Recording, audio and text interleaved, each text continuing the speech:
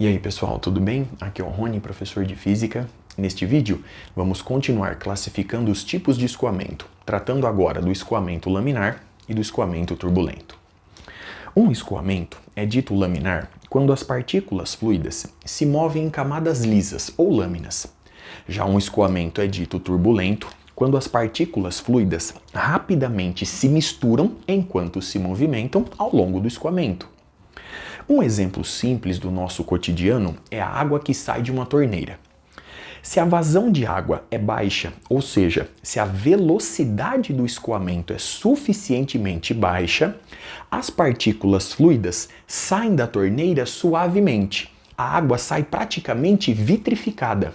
Neste caso, o escoamento é laminar. Agora, se você aumentar a vazão de água, ou seja, se você aumentar a velocidade do escoamento, as partículas fluidas saem da torneira de forma caótica.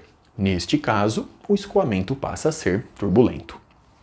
Se nós analisarmos a componente inversor do campo de velocidade do fluido em um ponto fixo, veremos que, em um escoamento laminar, a velocidade nesse ponto fixo, a velocidade U na direção inversor, permanece constante com o passar do tempo t. O mesmo valendo para as componentes na direção do versor J e na direção do versor K. Agora, se o escoamento for turbulento, essa componente da velocidade, assim como as demais, vai variar com o passar do tempo t.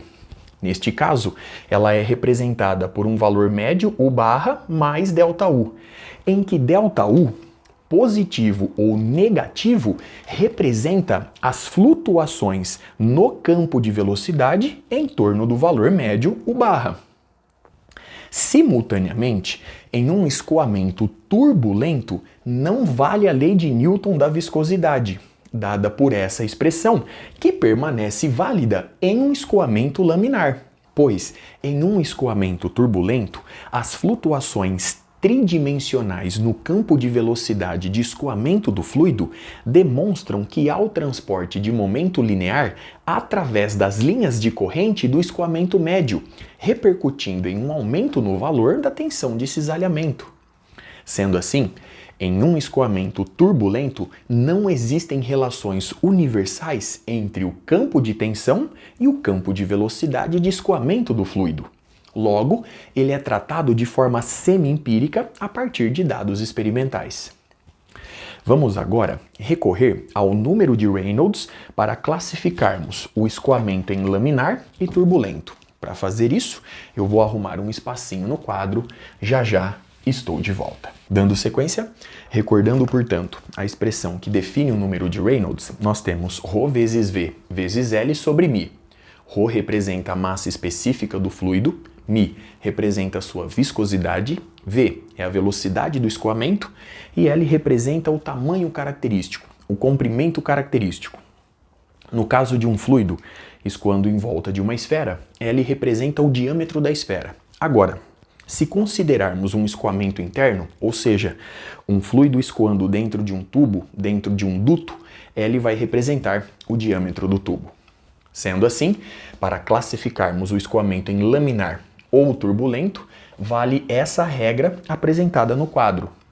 Se o número de Reynolds é menor ou igual a 2.300 aproximadamente, o escoamento interno é dito laminar.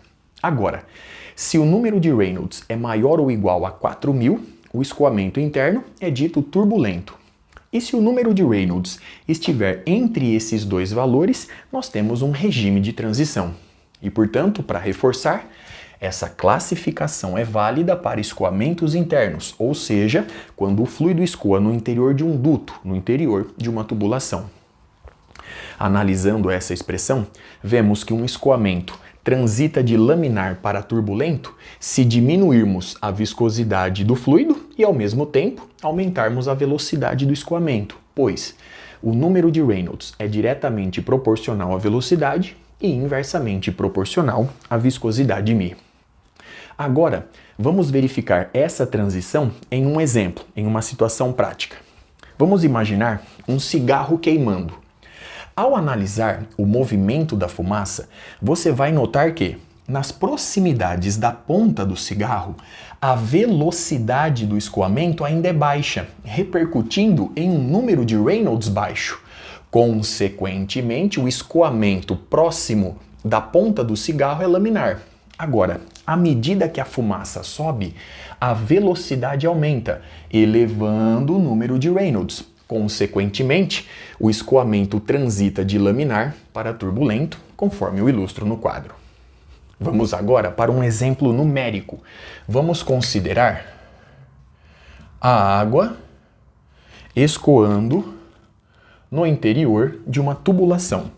Então nós temos a massa específica da água, 10 elevado à terceira quilogramas por metro cúbico. Temos a viscosidade da água, 10 elevado a menos 3 pascal segundo. Nós temos aqui o diâmetro da tubulação, o diâmetro do duto e a velocidade de escoamento da água. Vamos classificar o escoamento utilizando esses dados em laminar ou turbulento. Portanto, basta efetuar o cálculo.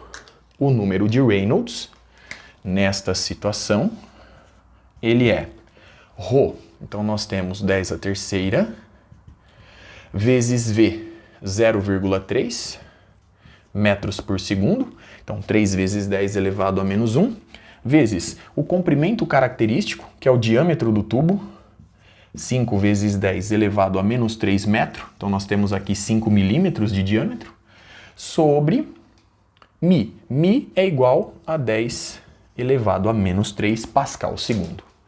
Muito bem, efetuando os cálculos, simplificando aqui 10 elevado a menos 3, você vai encontrar 15 vezes 10 elevado ao quadrado.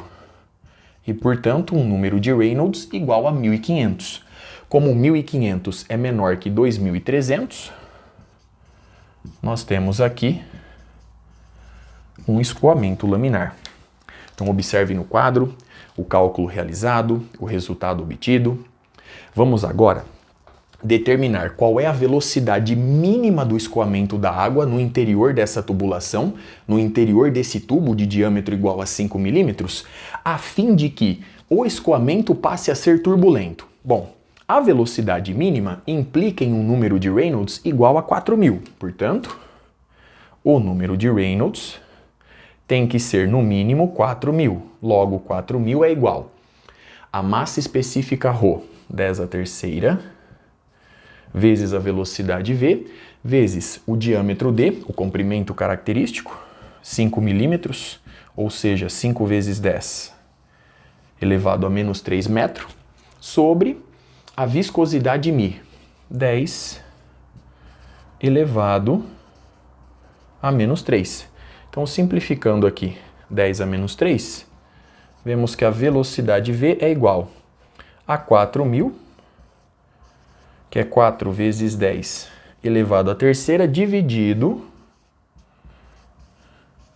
por 5 vezes 10 elevado à terceira. Logo, a velocidade mínima, a fim de que o escoamento passe a ser turbulento, comece a ser turbulento, é igual a 4/5 e, portanto, 0,8 metro por segundo. Então, observe no quadro mais uma vez os resultados obtidos, todo o cálculo realizado até aqui. Vamos agora para algumas considerações finais. Eu vou simplesmente definir a diferença entre escoamento interno e escoamento externo. Um escoamento é dito interno quando o fluido escoa envolto por uma superfície. Como exemplo, eu posso citar o escoamento da água no interior de um duto, no interior de uma tubulação. Agora, um escoamento é dito externo quando o fluido escoa sobre o corpo, que está imerso no próprio fluido. Como exemplo, eu posso citar o escoamento do ar em volta da asa de um avião ou em volta de uma bola de futebol. Com isso, eu encerro este vídeo. Até a próxima.